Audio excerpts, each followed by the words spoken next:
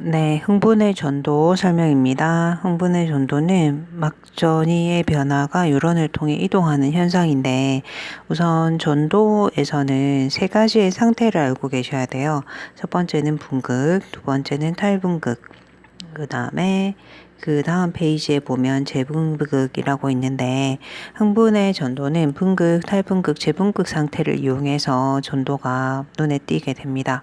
우선 분극은 아무런 자극이 없는 상태이고요. 뉴런은 세포막을 경계로 해서 안쪽이 마이너스, 바깥쪽은 플러스 전하를 띠게끔 플러스 마이너스 극이 나뉘어진 상태죠. 이 상태를 분극이라고 합니다. 분극의 상태에서는 어떤 모습이냐면 뉴런이라는 애가 신경세포체가 있고 축삭돌기가 있습니다. 축삭돌기 말단입니다. 안쪽이 마이너스이고 바깥쪽은 플러스인데 그 상태가 유지되는 이유는 첫 번째는 나트륨 칼륨 펌프입니다. 나트륨 칼륨 펌프는 에너지를 이용을 해서 나트륨은 바깥쪽으로 칼륨은 안쪽으로 끌어당기는데 이런 형태입니다. 나트륨을 두 개를 퍼냅니다. 나트륨 두 개가 나가고 밖에서 안으로 들어오는 칼륨은 세 개가 들어옵니다. 세 개가 나가고 두 개가 들어옵니다. 따라서 양이온이 세 개가 나가게 되니까 이미 바깥쪽이 플러스가 됩니다. 이게 첫 번째 이유이고요. 들어온 칼륨 중에서 일부는 열려있는 칼륨 통로를 통해서 밖으로 나갈 수 있습니다. 근데 나트륨 통로는 밖에 나트륨이 많잖아요. 근데 그것은 거의 들어올 수가 없습니다. 따라서 바깥쪽에 조금 더 플러스 상태가 됩니다.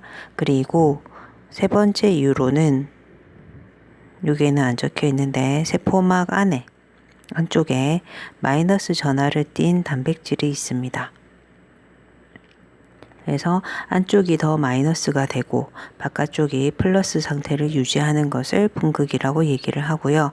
그 분극 상태에서 각각의 전극을 꽂습니다. 꽂아가지고 그 밀리볼트 단위로 전이차를 재보면 70 정도 차이가 나게 되는데 기준이 안쪽이거든요. 그래서 부호는 마이너스 그리고 70이라고 얘기를 하게 됩니다. 탈분극의 상태에서는 자극을 받게 되면 이때까지 닫혀 있던 나트륨 통로가 열립니다. 그래서 바깥에 나트륨이 많았잖아요. 그 나트륨이 안쪽으로 나트륨이 들어오게 됩니다. 그러면서 안쪽이 플러스가 되고 바깥쪽이 마이너스가 돼서 분극 상태에서 벗어났다고 해서 탈분극이라고 얘기를 하게 됩니다. 탈분극의 상태가 되면 그 전까지 마이너스 70이었던 막전이가 플러스 상태로 바뀌는데 플러스 35까지 바뀔 수 있습니다. 그럼 마이너스 70부터 플러스 35까지의 차이는 105mV인데요. 이 105mV를 활동전이라고 얘기합니다. 활동전이라는 것은 세포막에 나트륨 통로가 더 많이 열려서 나트륨이 안으로 들어오는 상태이고요. 이 상태의 막전이는 플러스 35, 활동전이라는 것은 휴지전이와 플러스 35까지의 차이이므로 크기는 약 105mV가 됩니다. 근데 여기에서 그림에서 한 번 더 보시면 마이너스 70을 유지하는 이 상태 있잖아요. 이 상태는 우리는 분극이라고 얘기를 하게 되고요. 분극 상태에서는 나트륨, 칼륨, 펌프는 열려 있습니다. 그런데 나트륨 통로라는 거 있었고 칼륨 통로라는 게 있었는데 칼륨 통로는 살짝 열려 있죠. 근데 나트륨 통로는 닫혀 있습니다. 그래서 분극 상태를 유지했고요. 탈분극의 상태는 그래프 상에서 여기서부터 여기까지 그래프가 올라가는 구간을 탈분극이라고 얘기를 하게 되는데 탈분극의 상태에서는 나트륨 칼륨 펌프는 작동하고 있습니다.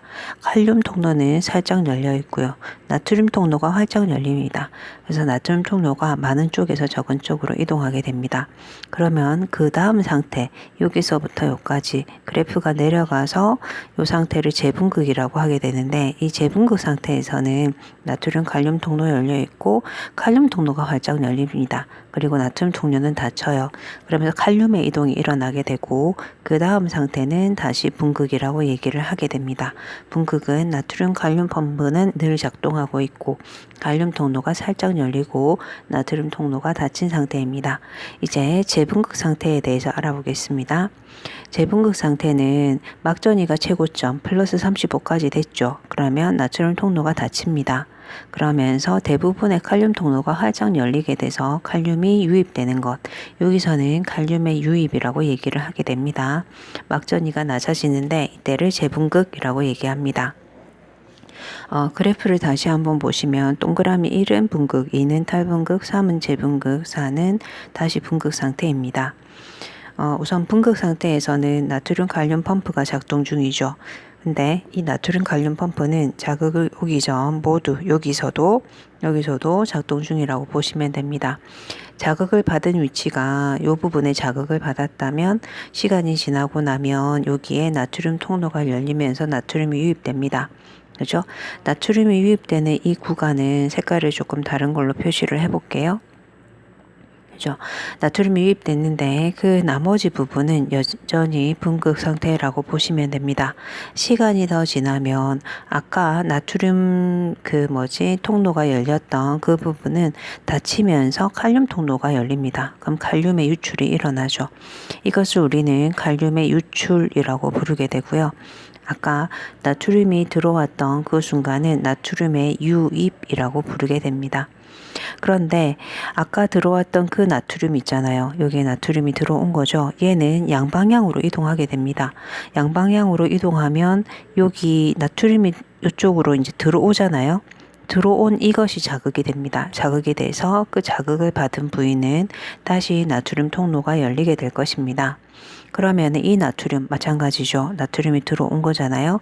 그럼 양방향으로 이동을 하게 될 거고요. 그러면은 여기서는 탈분극 상태인데 아직은 요 옆에가 분극 상태이지만 자극을 받는 거죠. 자극을 받게 되니까 자극받은 부위는 다시 탈분극이 됩니다. 그리고 아까 이전에 탈분극 상태였던 것은 칼륨 통로가 열리면서 재분극이 될 거고요. 그 다음에 아까 나트륨이 요 오른쪽으로도 갔잖아요. 그러면 이거는 탈분극을 일으킨 거죠. 그런데 왼쪽으로 간 나트륨은 지금 칼륨이 유출되고 있는 중이라 반응을 하지 않습니다. 이것을 불응기라고 부르게 되고요. 그러니까 왼쪽으로 이동한 나트륨은 아무런 영향을 미치지 못합니다. 이 상태에서 칼륨이 유출이 됐죠. 칼륨이 유출이 되고 나서 시간이 더 흐르면 칼륨 통로도 닫히고 나트륨 칼륨 펌프가 계속 작동을 하면서 다시 분극 상태가 될 것입니다. 시간에 따라서 보면 이 파란색을 분극이라고 보시면 되고 빨간색이 탈분극, 보라색 재분극, 다시 분극 상태가 됩니다. 그리고 빨간색만 보게 되면 빨간색 자극을 준 위치에서 점점 멀어지죠.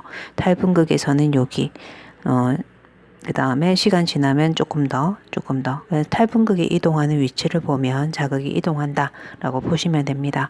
여기에서 유런을 조금 더 길게 세포막을 연장을 해서 그림을 한 번 더 그려볼까요?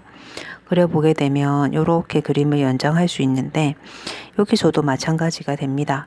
그 전의 상태, 자극을 받기 전 상태에는 모두 다 분극 상태였을 것입니다. 근데 자극을 받게 되면 자극받은 부위만 빨간색 탈분극이 되고 여전히 분극 상태이겠죠. 그런데 두 번째를 다시 보면 이 나트륨이 오른쪽으로 간 거는 오른쪽에 자극을 준 거죠. 왼쪽으로 갔는데 왼쪽 분극 상태잖아요. 그러면 자극을 받겠네요. 여기도 자극을 받겠죠.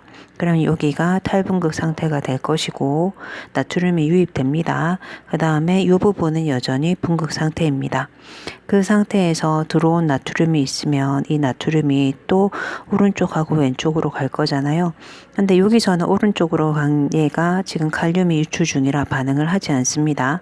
그러니까 요 왼쪽으로 간 얘만 여기를 자극을 주는 것이겠네요. 그러면은 여기가 탈분극 상태가 되고 아까 탈분극 상태였던 곳은 재분극 상태가 되고 그 다음에 아직 자극이 도착하지 않은 여기는 분극 상태가 될 것입니다. 그럼 빨간색만 또 다시 보면 자극을 준 위치가 중간이다. 유런의 중간에 자극을 주게 되면요. 요 자극을 받은 이 탈분극이 점차 자극을 받은 위치에서 양방향으로 이동을 하죠. 그래서 우리는 전도는 양방향이다 라고 얘기를 하게 됩니다.